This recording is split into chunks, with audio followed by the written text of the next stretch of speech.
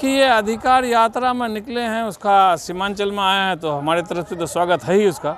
लेकिन ओवैसी साहब को आज याद आया कि सीमांचल हमको जाना चाहिए, जबकि सीमांचल वाले उसको 5 विधायक दिया बिना मांगे,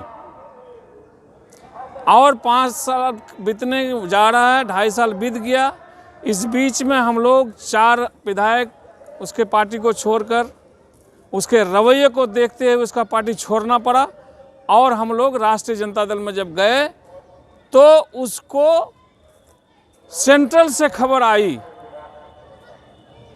सेंटर मतलब भाजपा के लोगों से खबर आई, अमित शाह जी के तरफ से दावत मिला होगा कि तुम बैठ के यहाँ मत रहो और सीमांचल जाओ, सीमांचल में जा कर के ये गंगा जमनी तहजीब को बिगाड़ने का काम करो।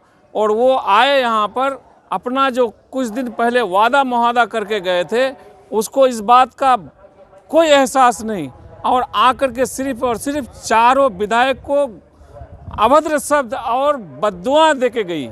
अगर बद्दुआ से, चमार का बद्दुआ से अगर मवेशी मरे तो ये डेली लोग बद्दुआ करेगा। तो उसको तो चाहिए कि अच्छी बात को जिस तरह से बोल के आए अपनी ज़बान से, ये छोटी बात को न निकालें। लेकिन जिस तरह से उन्होंने कल के कई प्रोग्राम में, यहाँ तक के कोचा धमन का भी प्रोग्राम किए, जो तकरीर किए, वो जो अपनी बात को रखे, तो जिस बात को रखनी चाहिए उससे हट करके रखे, जो उसके मुंह से शोभा नहीं देता है। सर, उन्होंने कई जगह तेजस्वी जी को लेकर के तज़किरा किए कि सीमांचल डेवलपमेंट काउंसिल का गठन होने वाला था, लेकिन आज तक नहीं हुआ। कहीं ना कहीं तेजस्वी यादव धोखा दिया है इस चीज़ को लेकर। ठीक है, तो ये बात तो भाई, वो तो तेजस्वी जी, नीतीश कुमार जी, जितने लोग हैं सबके साथ में एक बैठक उसको करनी चाहिए थी।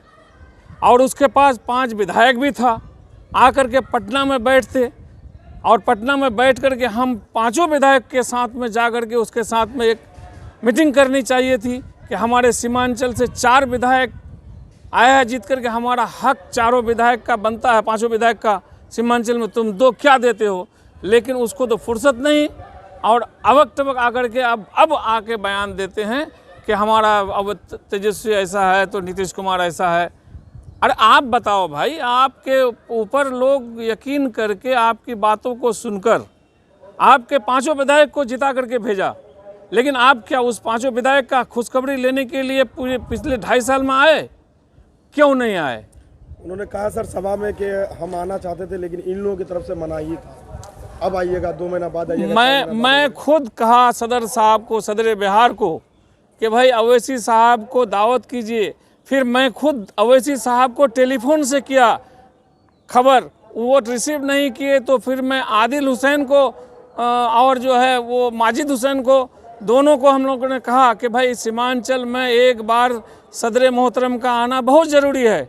लेकिन उन्होंने सिर्फ आश्वासन दिया, 2 साल बीत गया, उसके बाद भी वो नहीं आए।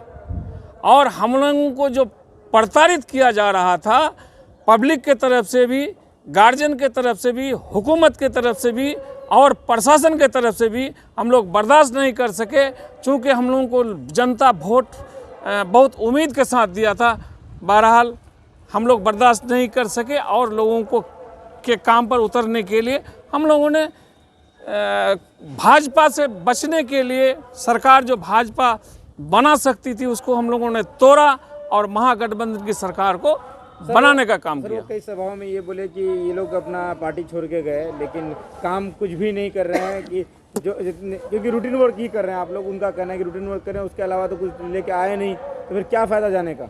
अरे भाई, उसके अलावा हम लोगों को मिलने का सारा ऑप्शन था।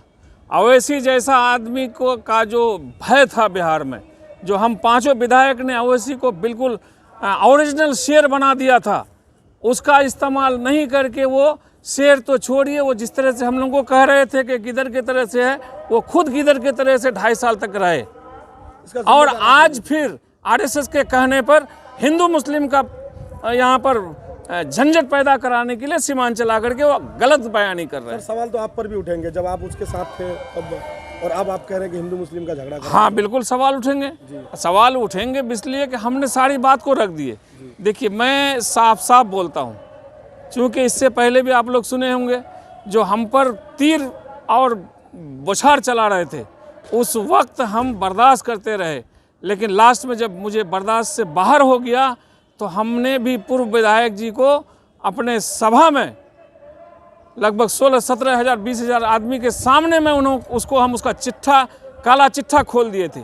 अगर इसी तरह से अवैसी साहब और बिहार के सदर अख्तरुल ईमान साहब और उसके आदमी कोई भी बात आज के बाद से बोलेगा तो अख्तरुल ईमान का भी काला चिट्ठा खोलूंगा मैं, असदुद्दीन अवैसी का भी चिट्ठा खोलूंगा। वो बिहार में नहीं पूरे हिंदुस्तान में क्या क्या कर रहा है मुझे सब मालूम है। आप पार्लियामेंट में बैठते हैं साहब, लेकिन आपके बगल में जितना MP रहते हैं बैठे हुए, आपसे किसी की गुफ्तगू नहीं होती है, अकेले आप रहते हैं। वजह क्या है बताइए पहले। आप एक तरफा हम लोग गरीब आदमी हैं, गरीब का गर्दन महीन होता है, पतला होता है, हाथ देने में थोड़ा सा ठीक लगता है उसको, इसलिए हम ही लोगों को कहता है कि ये गद्दार है, फलना है, तस्का है। लेकिन आप भी तो नहीं हैं गद्दार।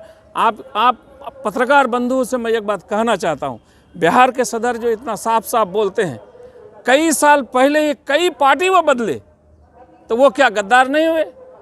वो गद्दार नहीं हुए? मैं फिर से कहना चाहता हूँ कि वो रहते हैं शीशे के घर में, दूसरे का घर में पत्थर फेंकना बंद करे, वरना उसका भी मैं चिट्ठा खोलूँगा, उसके पर भी पत्थर गिर जाएगा, उसका शीशा का घर टूटेगा, अवैसी साहब का भी शीशा का घर टूटेगा और उसका भी काला चिट्ठा खुलेगा।